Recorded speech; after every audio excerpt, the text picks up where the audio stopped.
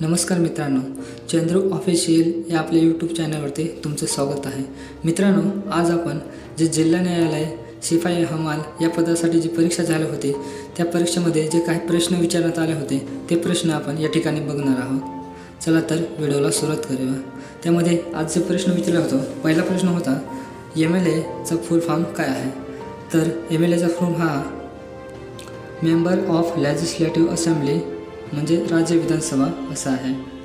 दुसरा प्रश्न विचारण्यात आला होता आत्महत्या करणाऱ्या लोकसंख्येचे प्रमाण 3 नंबरला असणार राज्य कोणते. त्यामध्ये 1 नंबरला आपले महाराष्ट्र आहे, 2 नंबरला तमिळनाडू आहे आणि 3 नंबरला विचारण्यात आलं होते म्हणून उत्तर होतं मध्य प्रदेश. प्रश्न क्रमांक 3 आहे पेशी केंद्राचा शोध कोणी लावला. उत्तर रॉबर्ट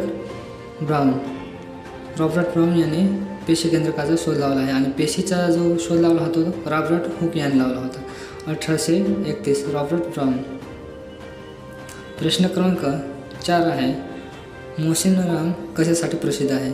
तर मित्रांनो, मोशिनराम हे भारतातील असे ठिकाण आहे ज्या ठिकाणी भारतातील सर्वात जास्त पाऊस इथे पडतो आणि हे मेघालयमध्ये येते. प्रश्न क्रमांक 5 सुशील कुमार खेळाडू कोणत्या खेळाशी संबंधित आहे.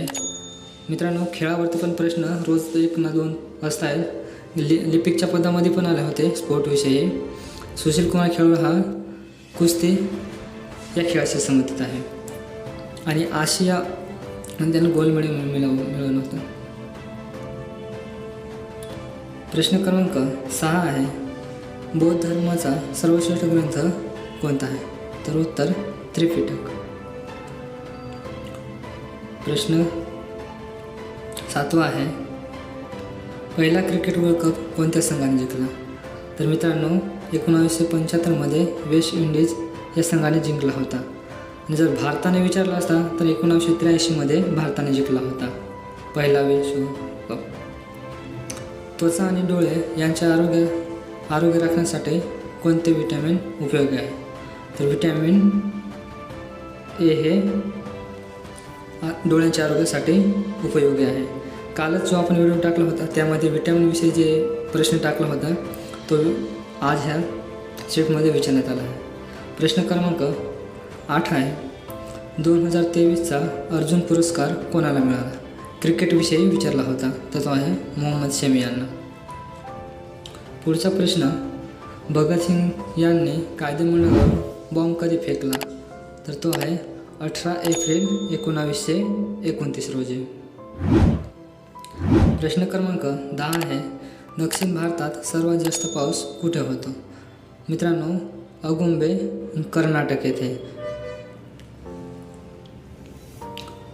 मराठीविषयी जे आलं होतं रयत या शब्दाचा अर्थ. तर रयत या शब्दाचा अर्थ प्रजा जनता. ऑप्शनमध्ये काय असेल ते, पण त्याचा अर्थ प्रजा किंवा जनता होतो. धन्यवाद मित्रांनो, व्हिडिओ जर आवडला असेल किंवा ह्या व्हिडिओमधून थोडीफार तुम्हाला जर मदत झाली असेल तर व्हिडिओला लाईक करा. आपल्या चॅनलला सबस्क्राईब केलं नसेल तर सबस्क्राईब करून घ्या. अशाच नवीन अपडेट्ससाठी आपल्या चॅनलशी जोडून राहा. भेटूया पुढील व्हिडिओत. तोपर्यंत जय हिंद, जय महाराष्ट्र.